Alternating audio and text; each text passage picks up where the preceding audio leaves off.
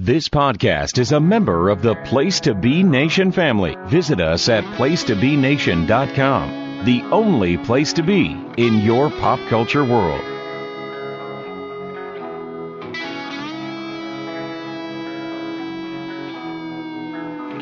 I heard you've been looking for me, but you look for trouble. You're gonna see that your words are dangerous. Your talk is cheap. So now I'm standing here.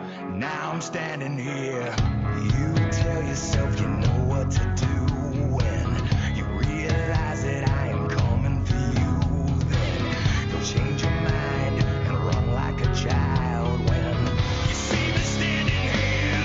Now I'm standing here. Don't question my heart. Don't question the fire that burns inside. Place to Be Nation, welcome back to another episode of Extreme Resurrection. I'm James Gruenberg. Alongside with me, as always, is Steve Riddle. Steve, how are you doing tonight?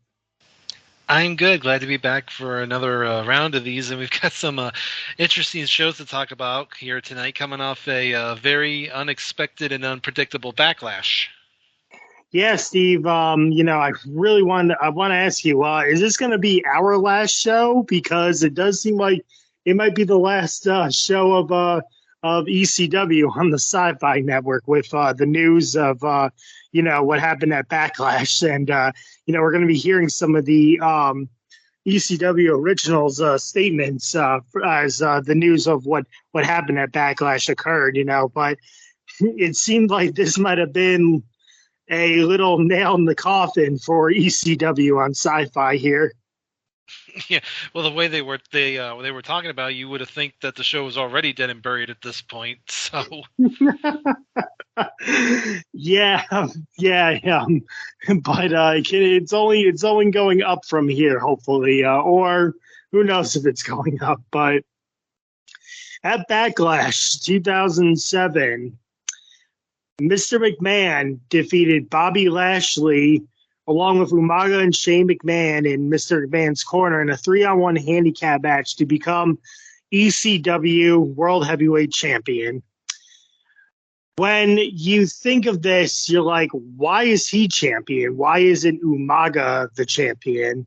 I thought the whole thing was just for Lashley, for the McMahons just to get the title off of Bobby Lashley. But no, Vince McMahon really wanted to put the screws to Bobby Lashley by pitting him himself and becoming ECW champion, Steve.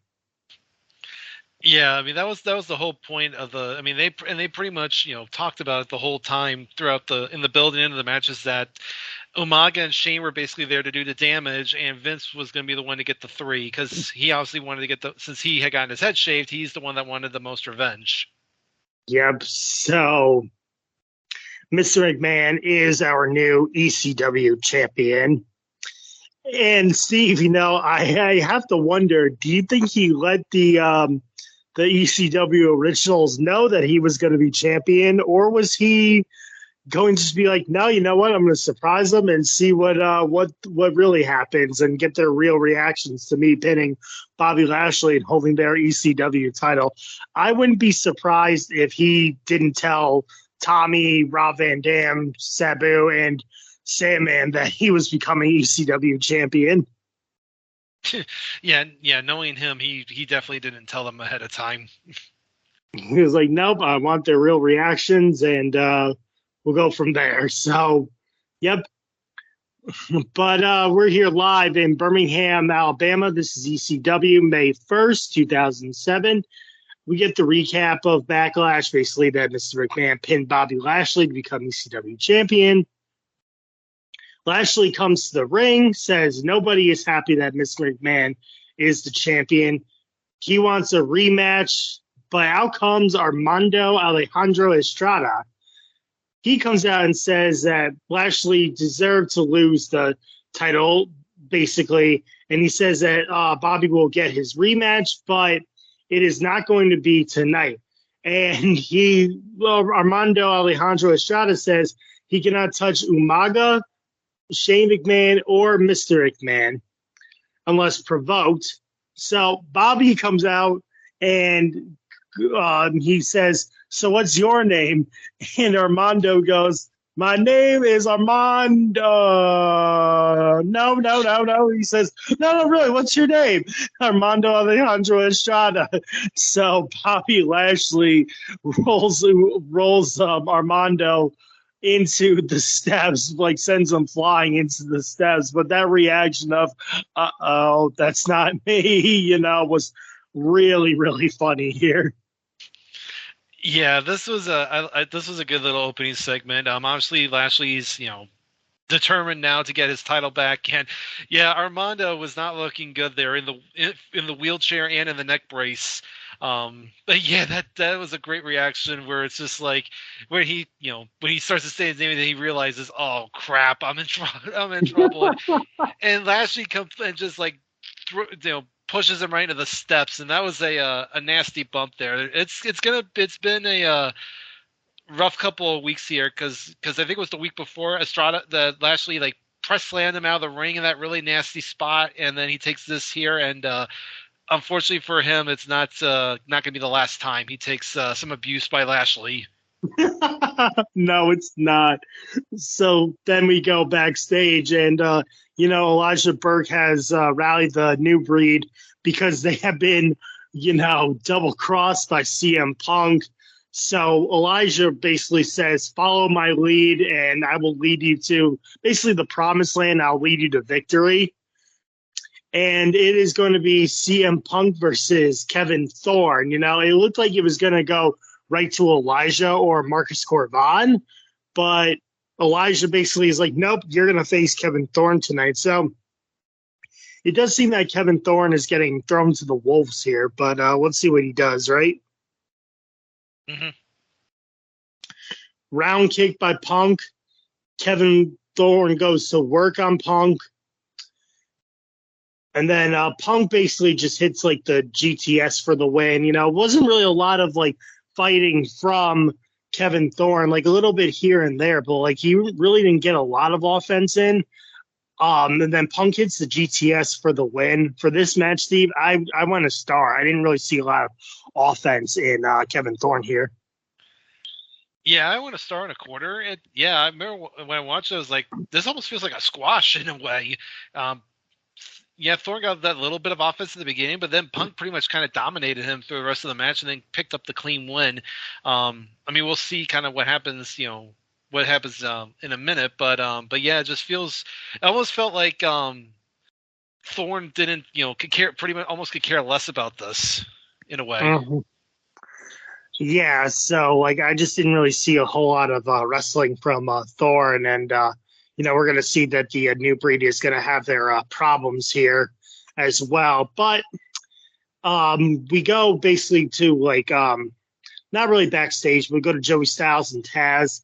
They say that, the ECW originals are going to share their thoughts of Mr. McMahon becoming ECW champion. And Tommy Dreamer's like, Vince McMahon killed ECW. It's a crock that Mr. McMahon is champion. And, everyone's just giving their feelings. But did you notice that they never cut to Sabu giving his feelings or talking about what he thinks about Mr. McMahon becoming champion? Well, I feel like they just showed him backstage, but he was just like throwing stuff around. He didn't actually say anything. Yeah, but I thought it was kind of funny. It's like they do not trust this man to speak, nor do I think he can speak. So it's like, well, what do we do? Just have him throw stuff around, be angry. So yeah, it's funny, kind of. It's almost like they were implying that Vince was the reason why ECW originally closed in 2001. When in reality, Vince had nothing to do with that. That was just more, obviously, money issues and everything else going on in that company. Because if you remember, Vince was supporting them for a long time, but it just got to a point where it just got to be too much. So just kind of funny. They're trying to retcon the history a bit, that Vince had something to do with ECW going out of business, almost similar to how WCW went out of business. yeah. Mm-hmm. So then we get a very hot, extreme expose that returns. And it was very hachi-machi, Steve. Yeah, the three of them obviously were hot, but I kind of thought this was almost one of their weaker showings. I don't know, maybe it just wasn't feeling it on this night for whatever reason. Oh, okay, all righty. I wasn't expecting that, but yeah, I guess so. But I thought that Layla always does like a very good job, and I think Kelly was doing a very good job here as well. Yeah, I mean, again, it was fine, and again, the three of them are obviously still very hot, but I don't know, for some reason, it just didn't click on this night. Gotcha. So then we go backstage, and the new breed is backstage arguing. Elijah Burke is like belittling Thorne, and Kevin Thorne immediately says, "You know what? I quit." So Kevin Thorne quits the new breed. When he said that, I immediately had to look to see if it was his last night with the company. I was like, uh-oh. Do they just not have a lot of faith in Kevin Thorne as a professional wrestler? Is he not cutting it? But alas, he does stay. I just thought that because like they were like, oh, giving him the quick out, to the quick exit. Just say you quit and we'll do something. But I don't know. But I just thought that, and he was still here, continuing on. Yeah. Yeah, I don't think if he was leaving, I think not only would he have just said he quit, I think the other three would have beaten him down to really kind of put the exclamation point on it. Because usually that's what happens when somebody's getting ready to leave. They do the honors for some, and get time kind of take the beat down. But I mean, it makes sense. I mean, I've always kind of said from the beginning that he was always kind of the odd one out of the group, so it kind of makes more sense for him to kind of be on his own and kind of go his own way. Yep. Yeah. So we'll see what becomes of Kevin Thorne as he leaves the new breed here. But now we have a tag team match here, Steve. It is Matt Striker and Marcus Corvan versus the Majors, and the Majors here they would go on to become really good superstars to our companion Edge here.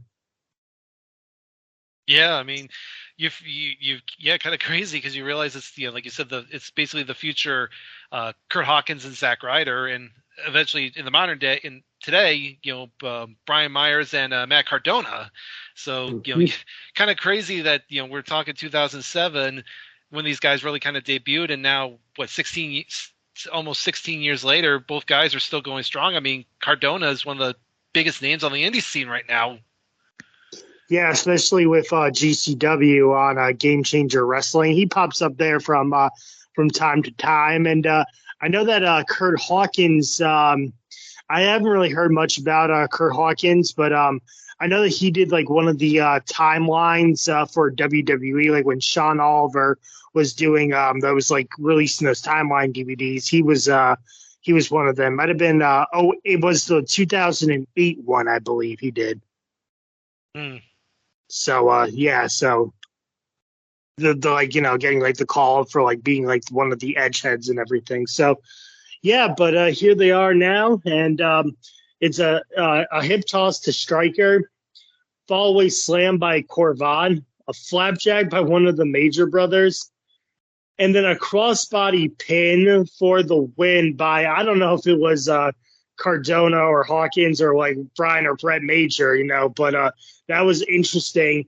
And to me, Steve, I thought this was going to be a squash. Like I thought Corvan was going to just demolish these guys and pick up a win here. But turns out that one of the Major Brothers did a crossbody pin for the win to Matt Striker, and the Major Brothers wins. And for this match, I gave it a 1.5 stars.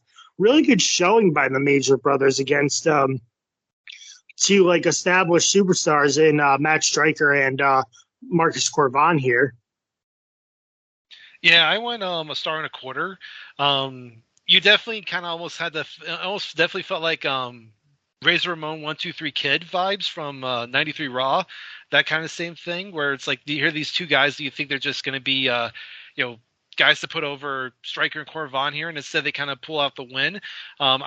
I'm glad they had Stryker take the pin and not Corvan, because they kept Corvan kind of strong at least. And then you just kind of, but it's basically more to kind of tease continued dissension within the new breed, because now they've just, Thorne got beat fairly easily by Punk, then he ended up walking away. Now Corvan and Stryker pretty much lose to these nobodies, and Burke's not happy about it. And he gives Stryker a tongue lashing to the point that you feel bad for Stryker.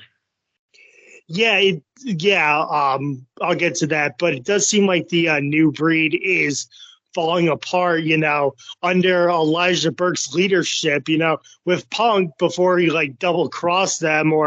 It seemed like Punk was going to lead these guys to victory here, and Elijah Burke is really not doing it a whole lot. He's just leading them to defeat mostly, except for that one Extreme Rules 8-man tag team matchup, but on this night, it's not going well for anybody on the new breed.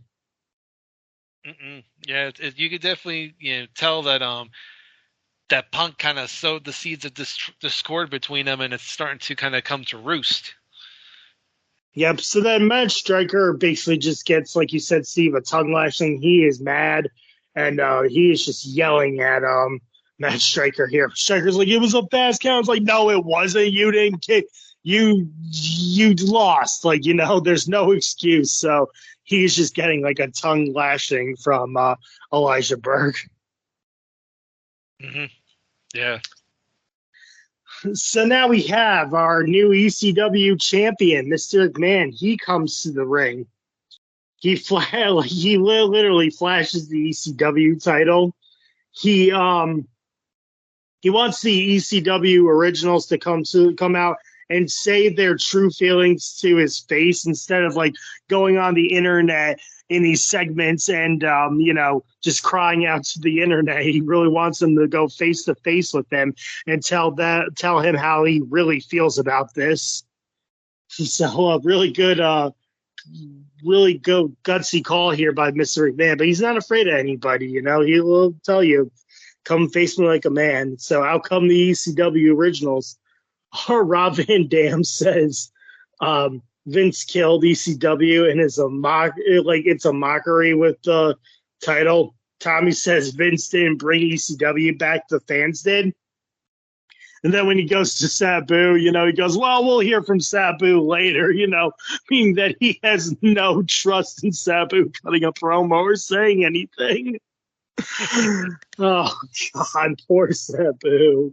But I don't think Sabu was ever meant to talk. He was just meant to wrestle and take bumps, really. So then, Vince wants to know who has the guts to take him on and beat him for the title. He decides that the originals will compete in a fatal four-way match, or a fatal four-way dance, basically. As the old ECW terms, a three-way dance, but since there's four of them, it's a four-way dance. Ha ha ha, So it's a fatal four-way dance to see who gets the title shot here. So we have RVD versus Sandman versus Sabu versus Tommy Dreamer. But I do want to give your thoughts on the whole promo segment, Steve. Yeah, first off, we thought before that Vince with that fedora was a weird look, but Vince with the do-rag is even weirder. It just looks so like this. You got this this old man trying to act cool with his nice three-piece suit, and this do-rag is just so outrageous. And then like you said, the originals come out, they say their piece, and Vince basically says, well, if you all want a shot at me, we'll do the four-way dance. So, basic stuff here just to kind of keep Vince's heat going, and to see if he's really going to step up or be a man of his word and face off against one of these guys one-on-one at least. Mm-hmm. So now we have, like I said, RVD versus Sandman versus Sabu versus Tommy Dreamer. Winner gets a ECW title shot against Mr. McMahon.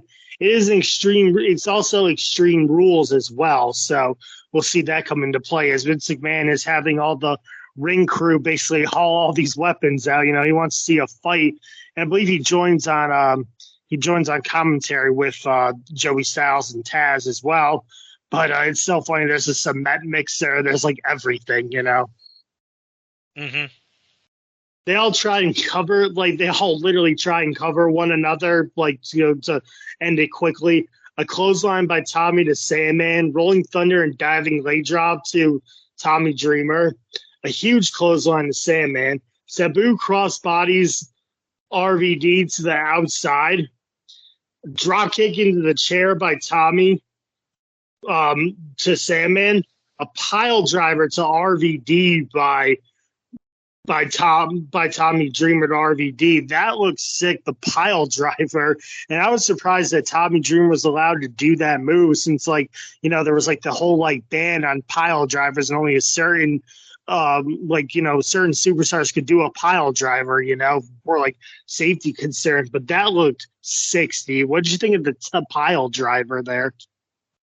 You literally took the words right out of my mouth. As soon as I saw that, I was like, "Oh my!" Like, I cannot believe they let him do that. But of course, you know, you had the great sell by RVD, where he was like pops up in the air straight up, coming up, you know, selling it. It was, you know, he would do that in ECW as well. So it was always a great sell. But yeah, I was shocked that they let Dreamer use the pile driver.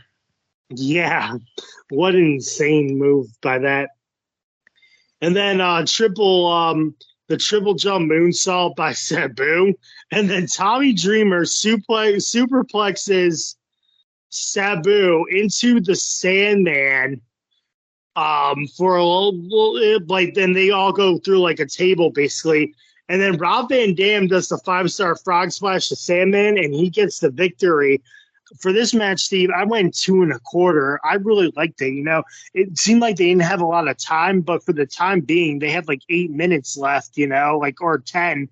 They really put their bodies on the line for this matchup, and I gave it 2 1/4.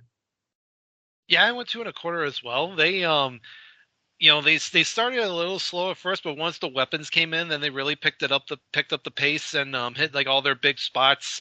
Obviously, we already talked about the pile driver, and then yeah, that superplex that Dreamer gives Sabu onto Sandman through the table was pretty sick. And then RVD kind of takes advantage, just the 5-star on Sandman for the win. So it's gonna be interesting to see, and to kind of do a nice little almost kind of little stare down there with RVD and Vince. So kind of, you know, it does get you a little excited to see what they're gonna do next week. Yep, I'll tell you when we get there, but I'm surprised that they gave it to Rob Van Dam first, you know, like I figured they would have gone like maybe, you know, Tommy or Sandman, you know, because like maybe they don't want to put, like, maybe they don't want like the main star like RVD to take the pin. If he does on this week, you know, I thought they would give it to somebody else, you know, to take the fall. But we'll see what happens on the main 8th episode as we get into that. But yeah, a very good matchup here, and so we know that it's going to be Rob Van Dam versus Mr. McMahon next week. And he gives the little like Rob Van Dam pose to Mr. McMahon as well. So I like that. Mm-hmm. Yeah, definitely. Yep. So we are now on ECW May 8th. And this is live in Pittsburgh, Pennsylvania tonight. Early afternoon, Armando Estrada, he has security cops and police with him. He tells Bobby Lashley he's not allowed in the building tonight. And he also says that he's on the list of people that Lashley cannot touch unless provoked. But Bobby Lashley really doesn't care. He pushes Armando's wheelchair down a hill into like a pile of garbage, basically saying you're a pile of garbage. And Bobby Lashley happily lets the Pittsburgh's finest policeman arrest him. So Bobby Lashley is going to jail. Yeah, yeah. Poor Estrada. The abuse continues. I mean, that was a long roll down that ramp there for him right into the into the dumpster. And then I just love as soon as he hits the dumpster, the one cop's like, "Mr. Estrada," as he's running down the ramp. I thought that was hilarious. And then Lashley just like all cool about. He's like, "Well, guess I'm going to jail." So, but I like that. I think because it's like because you don't usually see that side of Lashley where he's just kind of this like cool, confident tough guy. We don't see that a lot out of him, and it was kind of refreshing to see. Yep. So, it looks like Lashley is like starting to become more of a character than just a muscle head. Like he's smiling a little bit, like he's like trying to be like not the next Stone Cold, but like the rebel enforcer, basically, against Mr. McMahon. Mm-hmm. Yeah, definitely. So now we kick off ECW here with CM Punk versus Marcus Corvan. Jumping heel and drop kick to Corvan. A big knockdown by Corvan, and Punk goes into the post. Bear hug to Punk. Corvan working on Punk's ribs and back. It looked like Punk was really hurting, like with the ribs in the back. So Corvan really knew what to do against Punk. And then we get another bear hug again by Corvan. Belly-to-belly suplex by Corvan, a bulldog to Corvan, neckbreaker by Punk, springboard clothesline to Corvan. Then the tornado DDT gets countered by Corvan to the outside. The pounce is given to Punk for the win. But after Elijah Burke really just kicks Punk low into the ribs too. So Elijah Burke gets his shot in, and then Marcus Corvan gives Punk the pounce. So the New Breed, they get one over on Punk, and for all their losses last week, they pick up cleanly here with Marcus Corvan getting a pin over Punk. I gave this match 2 stars. I really liked it, Steve. Yeah, me too. I went 2.5 on it. We learned during the match that Punk and Burke will face off at Judgment Day, so you got a big so they're gonna finally go head to head. And yeah, like the back and forth, the focused attack on the ribs by Corvan, Punk getting his hot comeback, and then like you said, Burke kind of getting that shot in at the end that led to Corvan hitting the pounce. And I was definitely shocked that they gave Corvan in essence the clean win, because you almost kind of thought, like you said, the New Breed been on a little bit of a slide, and you thought it would continue here, but it obviously shows that of the New Breed, besides that Burke and Corvan are the 2 guys they have they think have the most potential, and that's why they give Corvan the win here. So good little match here to kind of give the New Breed some heat back, and you're now kind of continuing to build towards like we said, the Punk and Burke match at Judgment Day. Yes, and you'll see more of what you were saying as the night progresses, with Elijah Burke being in action as well tonight as well. So when we get to his match, your words will repeat themselves basically here. Mm-hmm. So then we have now Sandman versus Snitsky. I have to say, Steve, I was kind of disappointed with this match. I thought Sandman would give more of a fight. But you know what the funny part about Sandman's entrance was? I think he dropped the cane. So here's this here's like the security guard running to give Sandman his cane, like running, like jogging right behind him. He's like, "Oh, Mr. Sandman, you forgot your cane, sir. Here you go." I don't know if you saw that or not, but I thought that was funny. I did. It almost it's weird because it looked like Sandman was favoring his ribs, so I don't know if he was hurt or what, but I think that may have also was the reason why this match ended up being so short. Yeah, so I don't know what happened, but Snitsky throws Sandman into the turnbuckle. Sandman tries to fight back, but like gets demolished by a clothesline, a big boo. Then Snitsky just pins him for the win. I gave us a 0.5 star. Yeah, I'm a 1/4 star. It was, again, like I said, it was pretty much a squash. And I mean, to this point, this is probably the biggest name that Snitsky has beaten. So we're still kind of seeing the slow kind of climb up the ladder here for Snitsky.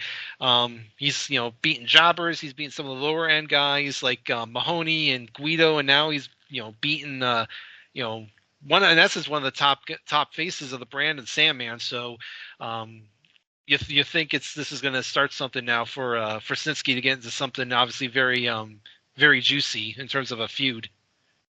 Yeah, but like you said, maybe Sandman was hurt, but for a huge baby face here like Sandman, you would have thought that Sandman would have given more fight. But again, you have to make Snitsky look good, but like it goes either way, basically, Mm-hmm. Yeah. So Mr. McMahon is backstage with Shane and Umaga, saying ECW's only hope is Lashley. He's saying basically that the originals have no chance of beating him. So that ECW has only one hope, and that is Bobby Lashley. And he's basically pumping up Umaga for their match tonight because this matchup is a 3-on-1 handicap match again. So it's RVD versus Umaga, Shane, and Mr. McMahon here, Steve. So a little bit of Backlash rematch with another superstar here. Yeah, Vince pulling the swerve here on RVD, and also I think it was before they announced that we saw from the night before on Raw. It was announced Lashley was going to get his rematch for the title at Judgment Day, but he was going to have to face Vince, Shane, and Umaga again in a handicap match. So Vince again butting the screws to not just to Lashley, but also to RVD. Yeah, so we do have two prominent ECW matches featured on Judgment Day. We have Elijah Burke versus CM Punk, and we have Mr. McMahon, Shane McMahon, Umaga versus Bobby Lashley. So ECW getting some shine on pay-per-view again, so it's good for them. Mm-hmm.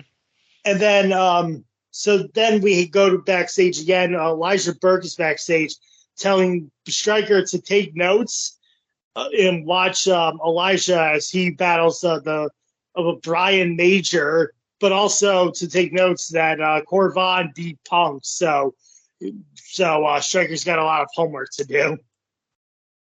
Yeah, well, obviously now Stryker's kind of on the shit list basically after taking the loss in the tag match last week.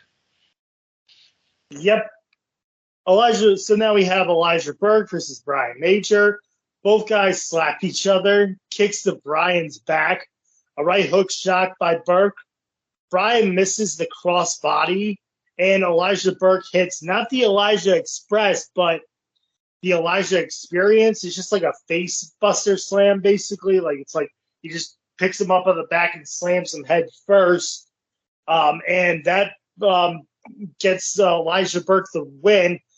For this matchup, Steve, I went 1.25 stars. I thought that Brian's performance here was good, and Elijah Burke really put on a show that he's a force to be reckoned with, and or a force not to be reckoned with, because he gets the new breed back on track here. Yeah, I gave it a star. Real quick, I don't know if we brushed over it, but we did get another Extreme Expose segment. And the three of them had the Steelers jerseys on, so I do remember that. And I thought this week was they did a better job this week than they did last week. So just wanted to bring that up really quick. But yeah, for the match here, this was pretty much the squash we thought we were gonna get last week. I mean, Brian got a few shots in, but Burke pretty much demolishes him fairly quickly and hits the nice little Elijah Experience. Basically, it's like it's like what would eventually be the skull crushing finale that the Miz does. So if anyone has a reference of a move, so yeah, quick little win here for Burke to build some momentum going into Judgment Day. Yep. So before we get to our main event, we have a tarot reading with Kevin Thorne and Ariel, and it looks like the cards are telling Kevin Thorne to go in a different direction. And it looks like Ariel does not know what that means, and she looked a little puzzled here. So looks like Kevin Thorne's going to go off into a different direction. Yeah, this was a bizarre segment. By the way, did you notice the Cobra Kai shirt that Ariel was wearing? I did, and boy, was that hot. Predating the show by about 10 years on that one, which she was. But yeah, this was again just a kind of a bizarre segment. Like both of them just kind of seemed a little off for some reason. Maybe just because they trying to figure out what they're gonna do with him with Thorne now, but yeah, just really bizarre. The only thing I remembered about it was the shirt. Yeah, and I was like, wow, that's I did not see that one coming, and that was really, really hachi-machi Ariel to be wearing that shirt. I feel like whoever played what was it, Zach? Who plays Johnny in Cobra Kai? Who is it? Oh, I don't remember. I know. don't I was have gonna Netflix, say so whoever played Johnny Lawrence, if he saw that, he'd be like, "Wow, that's hot." Yeah. Hang on 1 second. Oh, it was William Zabka is Johnny Lawrence and was Johnny Lawrence. If he saw that, he'd be like, "Wow, that's hot." So now we have this 3-on-1 handicap match. It's Rob Van Dam versus Vince, Shane, and Umaga. Shane and RVD start off, arm drag by Shane. Shane ducks a spinning heel kick, but then he gets kicked in the face again. Monkey flip by RVD to Shane. Looked like he was going to go for the Rolling Thunder here, but Umaga pulls him out of the ring. And then when it looks like RVD is going to get on Vince, Shane McMahon hits him with a baseball slide. Umaga pulls RVD to the outside and is thrown into the steps. Huge leg drop by Umaga to RVD. Umaga goes to work on RVD.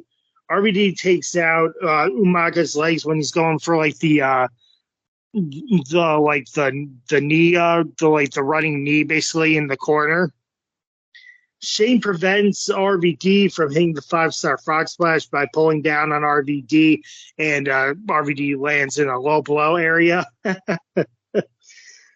And then a superplex by Shane and a Samoan spike by Umaga.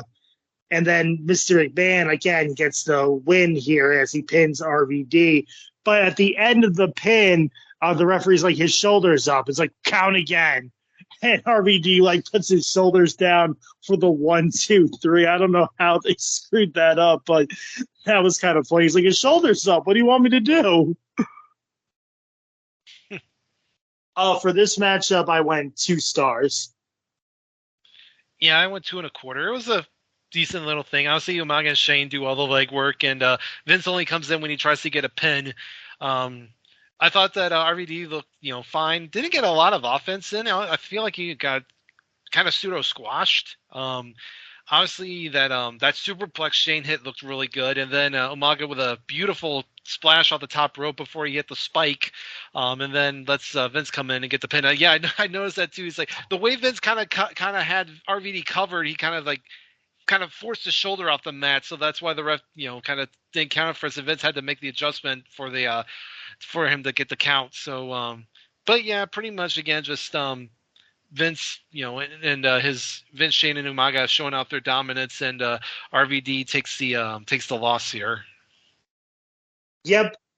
And before we get out the ECW original save RVD, before Mr. McMahon, Umaga, and Shane can do more damage. So the ECW originals are still backing each other up to make sure that one of their guys doesn't get seriously injured or hurt by Umaga here.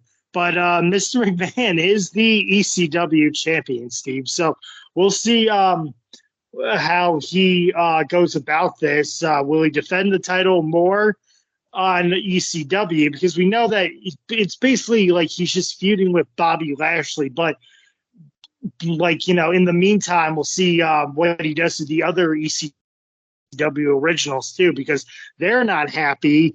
So we'll see if he sends Shane McMahon out there to fight one of the ECW originals. Hopefully maybe we get that ECW Shane McMahon versus Sabu Extreme Rules match, or something. So let's see what Mr. McMahon does. Yeah, it'll be interesting to see what happens between now and we only got one more show before Judgment Day, so we'll see what happens on that show. Yeah, and then it's like, what do we do with like the New Breed? Is like the New Breed done? What's going to happen with Kevin Thorne? But it does seem that like even after 1 week of losing and Kevin Thorne quitting, that the remaining members of the New Breed, whether Stryker is still a member or not, it does seem like he is still a member. They got back on track with Corvine getting the win over Punk, and then Elijah Burke getting the win over Brian Majors. So we'll see what happens there as well. Mm-hmm. Well, that's going to do it here from us on Extreme Resurrection. But before we go, Steve, do you have anything you want to plug and or direct the listeners to? Yeah, you can usually find me over on the PTB Pop Experience with the regular shows I have there, Pop Goes the Classics, Mickey Mount Rushmore, and the Video Jukebox Song of the Day. I also make a couple appearances over on the North-South Connection, mainly on their on the YouTube channel. For example, myself and Ryan Gray, we previewed the Seth Rollins Omos match for Backlash. A lot of fun kind of discussing that, where both guys will go, and kind of as we start to see who will be the first World Heavyweight Champion for Raw. And I will also make an appearance on an upcoming No Holds Barred, where myself, JT, Aaron, and Jack Campbell will be drafting the wrestlers their best years. So basically, what we think, we pick like a guy, we think what their best 12-month stretches. So lots of great discussion, a lot of great picks. So be sure to check out that. Other than that, you can usually find me over on the PTP Facebook group. Lots of great stuff going on there. By the time this drops, our greatest breakfast food of all time tournament will have finally wrapped up. It's down to bacon versus pancakes. Which one's going to be voted the greatest breakfast food of all time? Be sure to join the Facebook group and check that out and get in a vote if you haven't yet. Yeah, I've been closely monitoring that, and I always get the notification when you post the poll results, and when you open up the polls again. I'm hoping pancakes, so I'll see what happens. We'll see. That's a tough match. That's definitely. Those two foods are definitely synonymous with breakfast, but we'll see which one pulls it out in the end. Yep. As for me, you can find me on the Place to Be Nation Wrestling feed, not only with this podcast, but my new podcast that has been going off strong. It is Nation Invasion, where I am going over the WCW ECW invasion of the WWE in 2001. I just recently had my special guest Scott Shiflett on, and we went over the Raw and SmackDown right before King of the Ring 2001. We talked about Stone Cold's paranoia, we talked about him giving a stunner to Molly. And, Vince McMahon being like, you either win or we're through. So Stone Cold has to win or else him and Vince McMahon are done. So we'll see what happens at the King of the Ring. And, the four friends, Team Wreck, Kurt Angle, Rhino, Edge, and Christian, they're all they're in the King of the Ring, the semifinals. So we'll see what happens there as we wrap up the King of the Ring tournament as well. Well, that's going to do it from us here on Extreme Resurrection. I'm James Gruenberg. He's Steve Riddle. We will see you next time. Stay extreme. I heard you've been looking for me, but you look for trouble. You're gonna see that your words are dangerous. Your talk is cheap. So now I'm standing here. You tell yourself you know what to do.